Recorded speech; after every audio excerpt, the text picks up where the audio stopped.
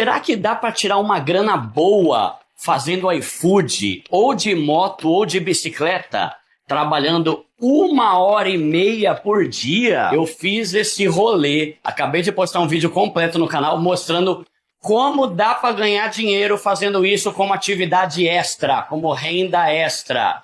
Eu e meu amigo Pedro Pão saímos por algumas horas aí só para entregar iFood, justamente para mostrar para você como dá para ganhar dinheiro como renda extra, talvez antes do trabalho, depois do trabalho, de sábado, de domingo.